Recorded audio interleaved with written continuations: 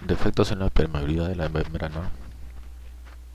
Una pérdida temprana de la permeabilidad de la membrana selectiva que lleva en último término a un daño de la membrana manifiesta es una característica consistente de la mayoría de las formas de lesión celular, excepto la apoptosis. La membrana plasmática puede resultar dañada por isquemia, diversas toxinas microbianas, componentes líticos del complemento y una variedad de agentes físicos y químicos. Varios mecanismos bioquímicos pueden contribuir al daño en la membrana, como la figura 1.21, mecanismo del daño de la membrana en la lesión celular. La disminución del O2 y el aumento del calcio citosólico se observa típicamente en la isquemia, pero pueden acompañar otras formas de lesión celular. Las especies reactivas del oxígeno que con frecuencia se producen en la perfusión de los tejidos isquémicos causan también daño en la membrana. O2, especies reactivas de oxígeno, peroxidación de lípidos de la mitocondria. El O2 disminuye ATP, reacilación con síntesis de fosfolípidos.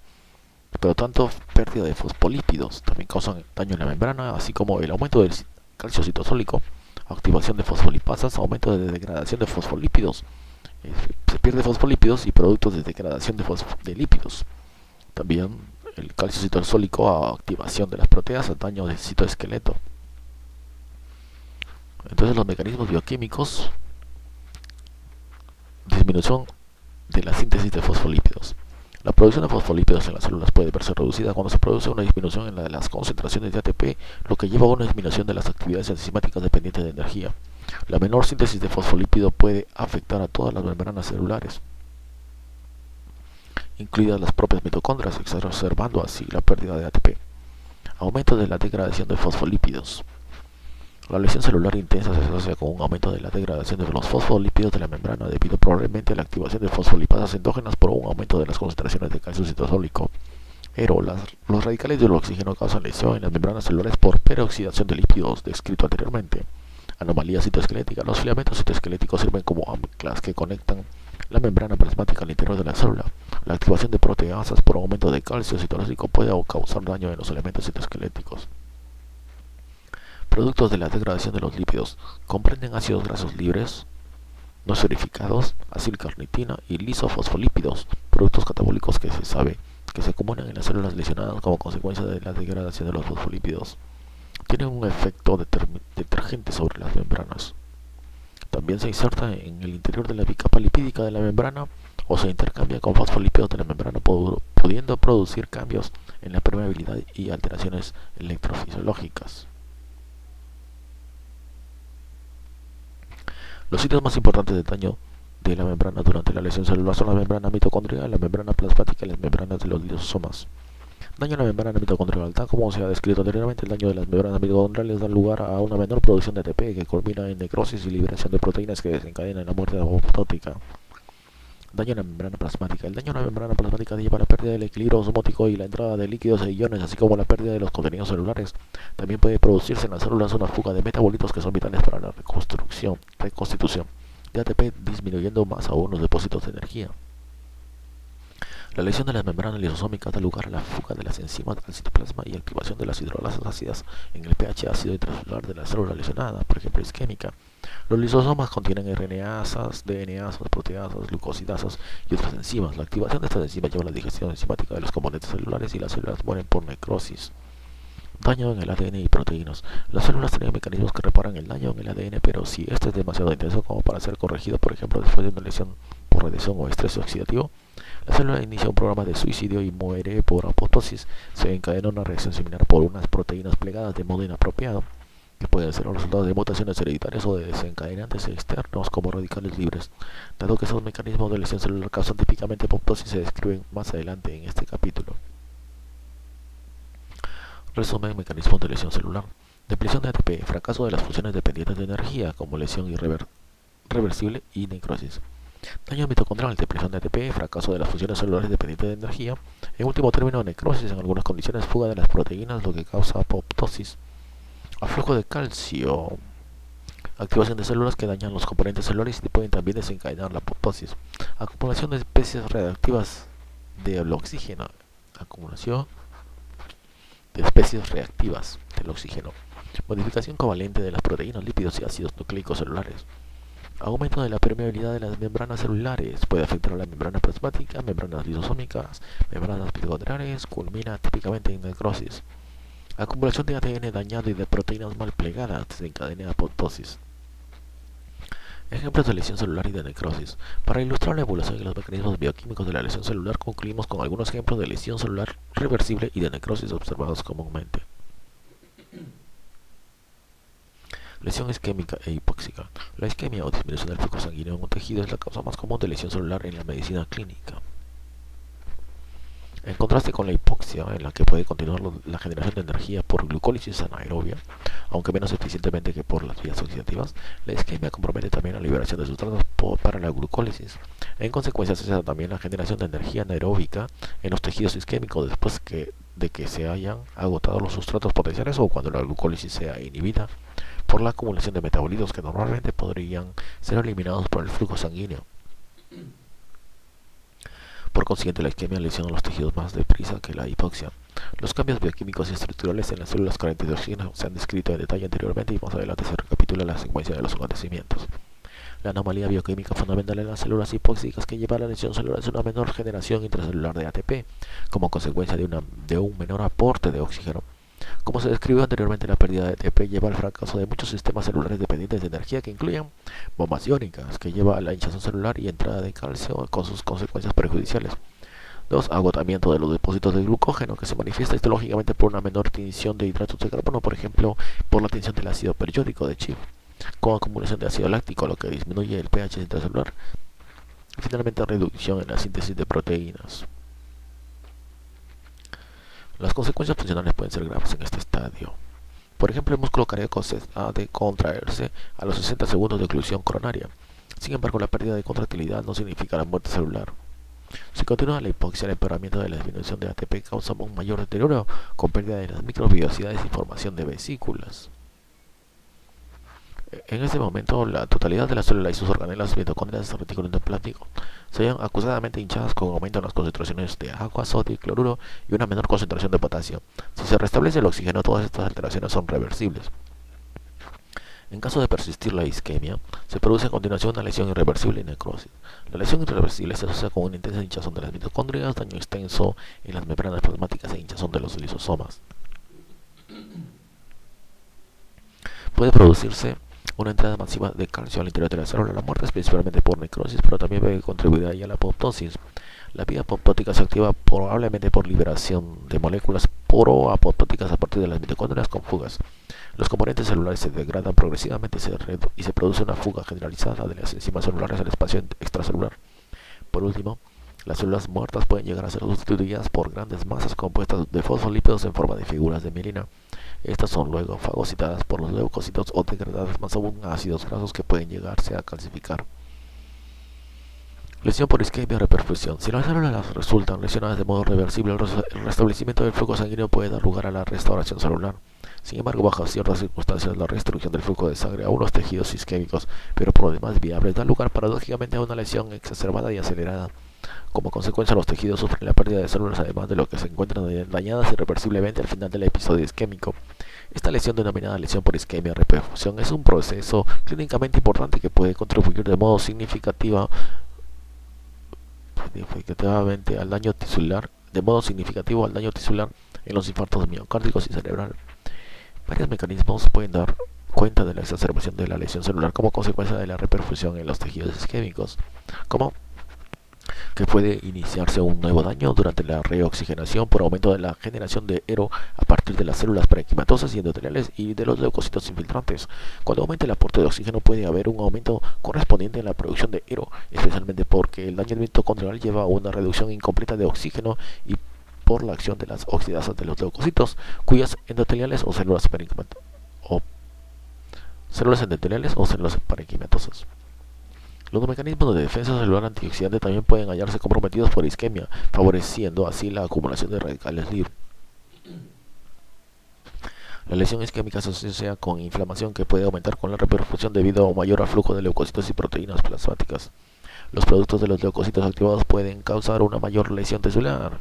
La activación del sistema del complemento puede contribuir también a la lesión por isquemia, reperfusión, Algunos anticuerpos tienen propensión a depositarse en los tejidos isquémicos por razones desconocidas, y cuando se reanuda el flujo sanguíneo, la proteína del complemento se unen a los anticuerpos depositados, son activadas y se exacerba la lesión celular y la inflamación.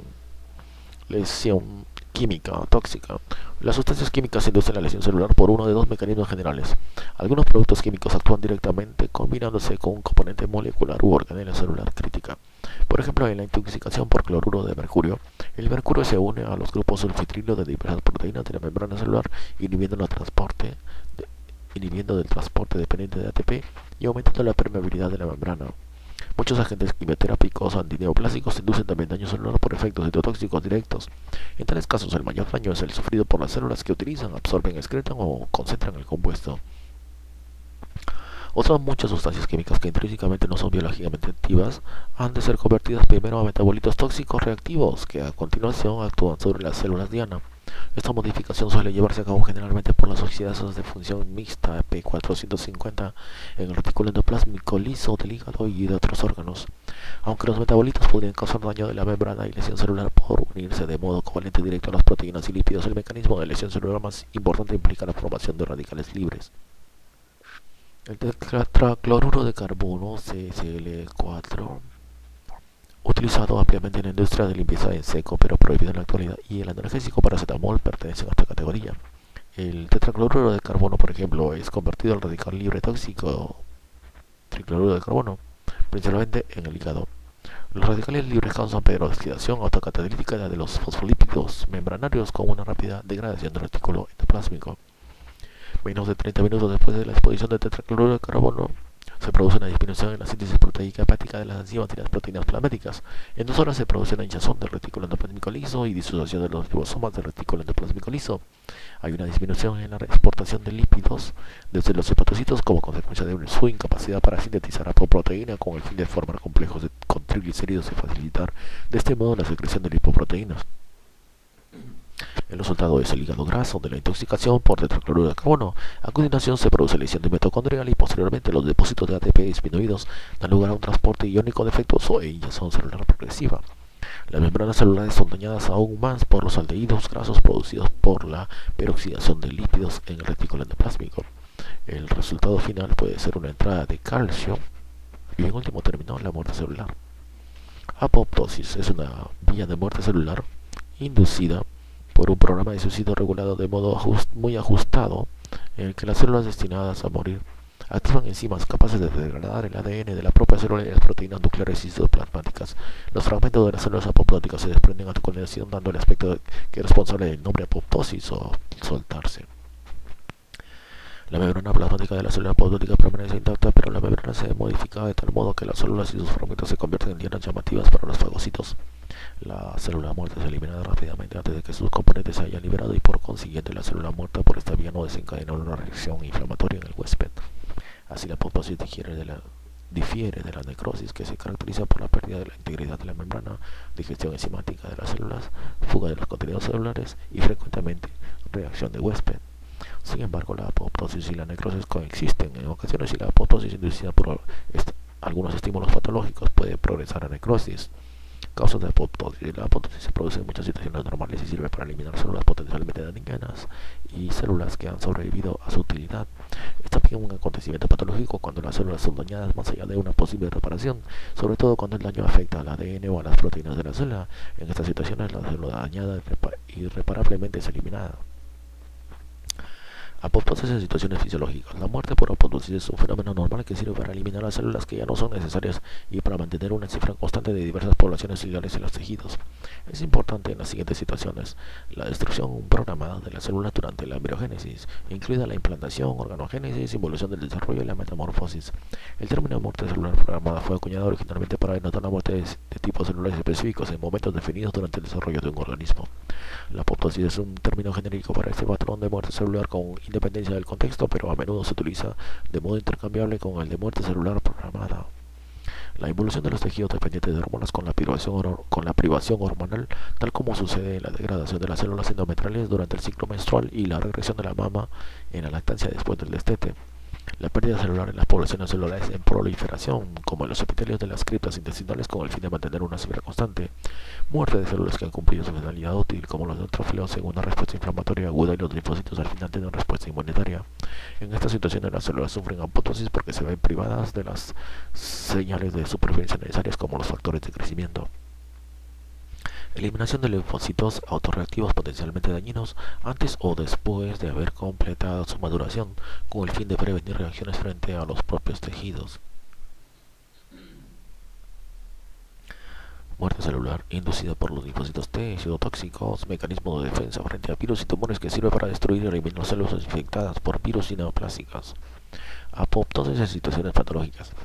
La apoptosis elimina las células que se hayan genéticamente alteradas o lesionadas sin posibilidad de reparación sin desencadenar una reacción intensa en el huésped, manteniendo así el daño lo más contenido posible. La muerte por apoptosis es responsable de la pérdida de células en varios estados patológicos. Daño en el ADN. La radiación de los fármacos citotóxicos anticancerosos, las temperaturas extremas e incluso la hipoxia puede dañar el ADN ya directamente o mediante la producción de radicales libres. Los mecanismos de reparación no pueden hacer frente a la lesión. La célula desencadena mecanismos intrínsecos que inducen la apoptosis. En esta situación, la eliminación de la célula puede ser una mejor alternativa que arriesgarse a que se produzcan mutaciones en el ADN dañado que pueden progresar a una transformación maligna. Estos estímulos lesivos causan apoptosis y el daño es leve, pero dosis mayores del mismo estímulo dan lugar a la muerte celular por necrosis. La inducción de apoptosis de las células cancerosas es el efecto deseado de los agentes quimioterapéuticos, muchos de los cuales actúan dañando el ADN. Acumulación de proteínas más plegadas. Pueden surgir proteínas plegadas de modo inapropiado debido a mutaciones de los genes codificadores de estas proteínas o por factores extrínsecos, como el daño causado por radicales libres. Una acumulación excesiva de estas proteínas en el retículo endoplásmico lleva a la afección denominada estrés del retículo endoplásmico, que culmina en la muerte apoptótica de la célula. Lesión celular. En ciertas infecciones, sobre todo en las infecciones víricas, en las que la pérdida de células infectadas se debe en gran parte a esa muerte apoptótica que puede ser inducida por el virus, como en las infecciones por adenovirus y por el virus de la inmunodeficiencia humana, o por una respuesta inmunitaria del huésped, como en la hepatitis vírica. Atrofia patológica en órganos parenquimatosos después de la obstrucción de conductos, como sucede en el páncreas, glándula parótida y riñón. Mecanismos de la apoptosis. La apoptosis es un mecanismo enzimático activo en el que las nucleoproteínas son degradadas y a continuación la célula es fragmentada. Antes de comentar los mecanismos moleculares es útil revisar la morfología de esta vía de muerte celular. Morfología. En las secciones tisulares teñidas por hematoxilina y eosina, las células apoptóticas muestran como masas redondas u ovales con un citoplasma intensamente eosinofílico. Los núcleos muestran diversos estadios de condensación y agregación de la cromatina y en último término cariorrexis. En el ámbito molecular, este hecho se ve reflejado en la fragmentación, así como acá vemos la apoptosis de una célula hepática en la hepatitis vírica. La célula está reducida de tamaño y contiene un citoplasma eosinophílico brillante y núcleo condensado.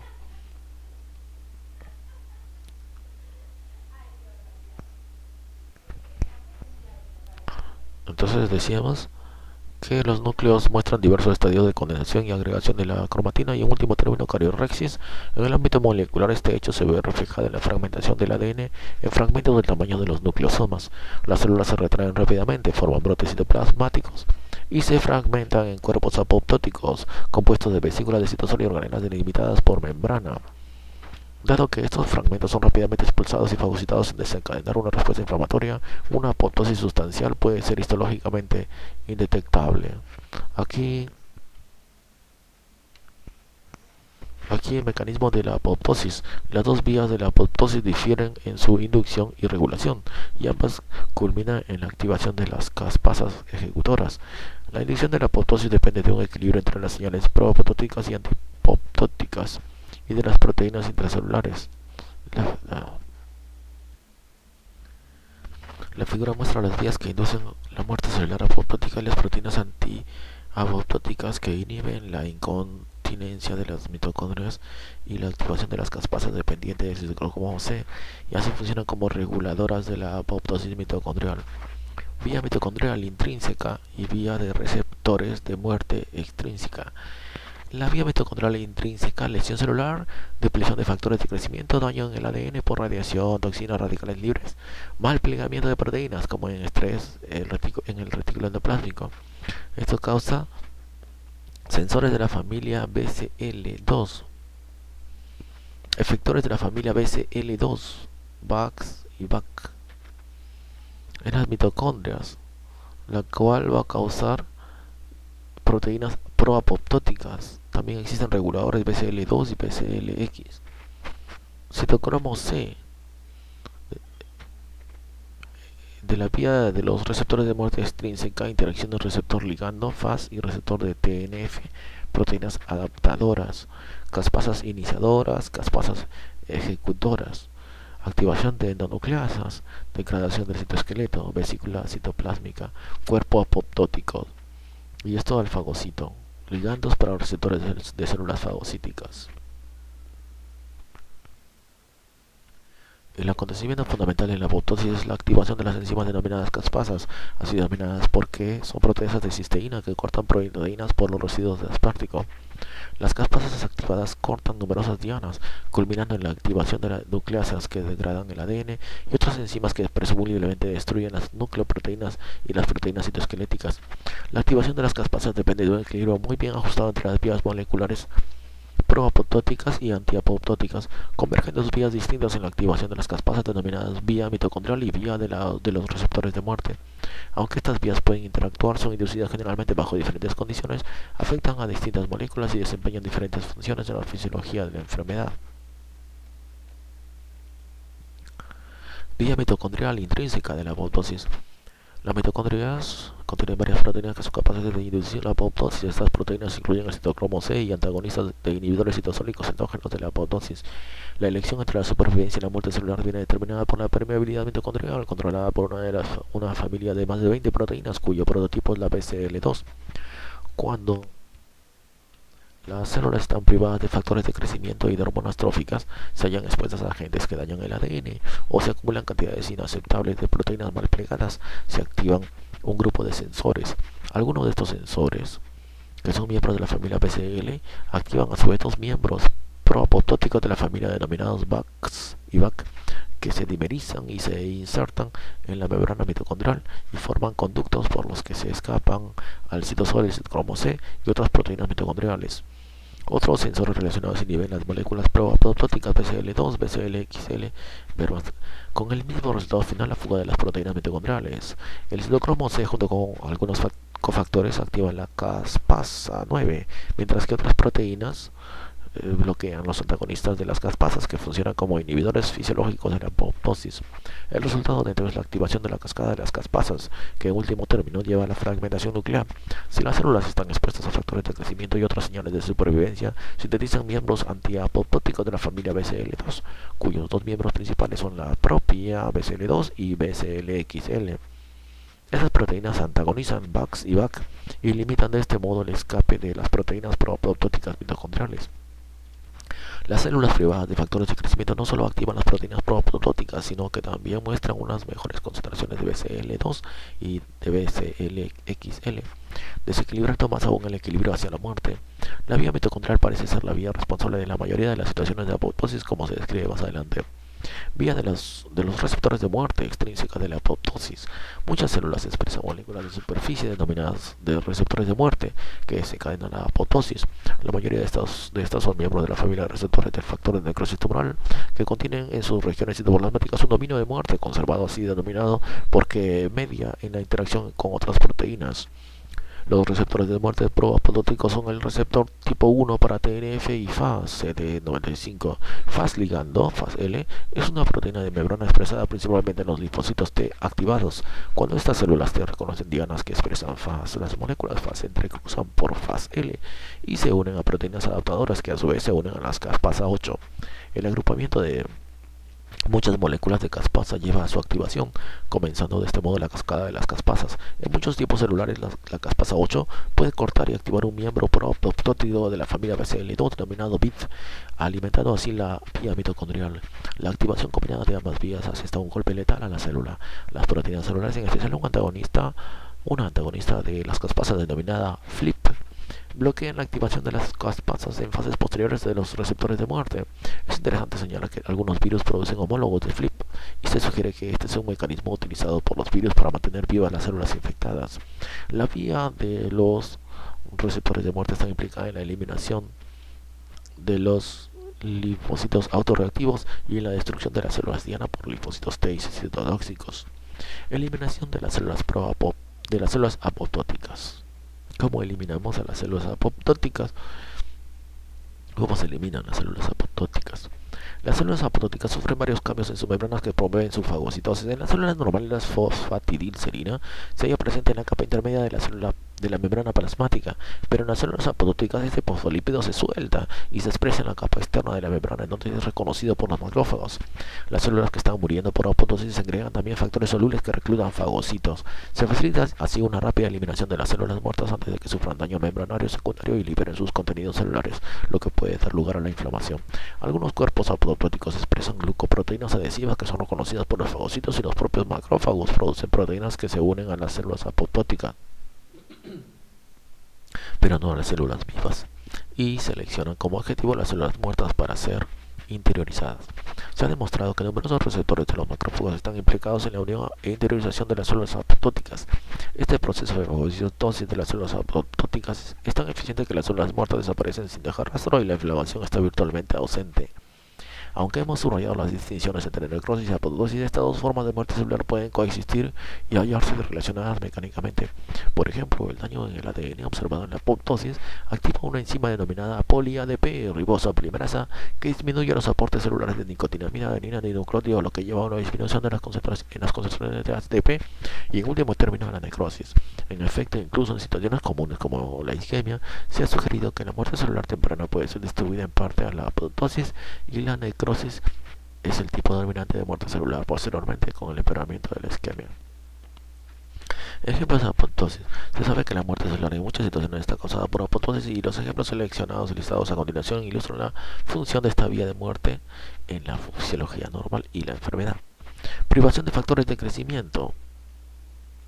Las células sensibles a hormonas privadas de la hormona relevante, los linfocitos que no son estimulados por antígenos y citocinas y las neuronas privadas del factor de crecimiento nervioso mueren por apoptosis. En todas estas situaciones la apoptosis se ve desencadenada por la vía mitocondrial y es atribuible a la activación de miembros proapoptóticos de la familia BCL2 y a una menor síntesis de BCL2 y BCLXL. Daño en el ADN.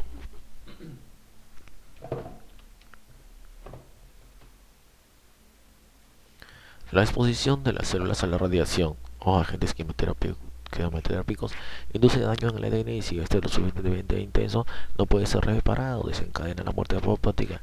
Cuando se daña el ADN se acumula la proteína P53 en las células, detiene primero el ciclo celular en la fase G1 para dar tiempo a la reparación. Sin embargo, si el daño es demasiado grande para ser reparado con éxito, la proteína P53 desencadena la apoptosis, principalmente activando los sensores que a la larga activan VAX y VAC y estimulando la síntesis de miembros proapoptóticos de la familia BCL2. Cuando la proteína P53 está mutada o ausente, como en algunos cánceres, es incapaz de inducir la apoptosis de modo que se permita a las células con el ADN dañado que sobrevivan. En tales células, el daño del ADN puede dar lugar a mutaciones o translocaciones que llevan a transformación neoplásica. Acumulación de proteínas mal plegadas. Durante la síntesis proteínica normal, las chaperonas del retículo endoplásmico controlan el plegamiento apropiado de las proteínas acabadas de sintetizar y los péptidos mal plegados son ubiquitinados y seleccionados como diana para la proteólisis. No obstante, si las proteínas no plegadas o mal plegadas se acumulan en el retículo endoplásmico por mutaciones heredadas o por estrés, inducen el estrés del retículo endoplásmico, que desencadena numerosas respuestas celulares denominadas de forma colectiva respuestas de proteínas no plegadas. Estas respuestas activan las vías de señalización que aumentan la producción de chaperonas y retrasan la traducción de las proteínas, reduciendo de este modo los niveles de proteínas mal plegadas en las células. Sin embargo, si la respuesta es incapaz de hacer frente a la acumulación de proteínas mal plegadas, el resultado es la activación de caspasas que llevan a la apoptosis. La acumulación intracelular de proteínas anormalmente plegadas causadas por mutaciones de envejecimiento o factores ambientales desconocidos se conoce en la actualidad como características de numerosas enfermedades neurodegenerativas como las del Alzheimer, Huntington y Parkinson, y posiblemente la diabetes tipo 2. La privación de la glucosa y el oxígeno y el estrés como el calor dan lugar también a un mal plegamiento de las proteínas, combinando en la lesión y muerte celulares. Apoptosis de los linfocitos autorreactivos. Todos los individuos producen habitualmente linfocitos capaces de reconocer autoantígenos. Si estos linfocitos se encuentran autoantiantígenos, las células mueren por apoptosis. Se ha implicado en este proceso tanto la vía mitocondrial como la vía del receptor de muerte Fas. No lograr la apoptosis de los linfocitos autorreactivos es una de las causas de enfermedades autoinmunitarias. Apoptosis mediada por linfocitos T, citotóxicos. Los linfocitos T citotóxicos CTL reconocen antígenos extraños presentados en la superficie de células infectadas de huésped y de células tumorales. Con la activación de las proteasas de los gránulos de CTL denominadas granzimas penetran en las células diana. Las granzimas degradan las proteínas en los residuos de aspartato y son capaces de activar las caspasas celulares.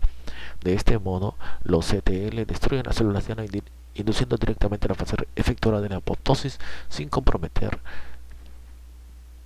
mitocondrias o receptores de muerte. Los CTL expresan también Fas-L sobre su superficie y pueden destruir las células diana por ligadura de los receptores Fas. Vamos a continuar después con el resumen.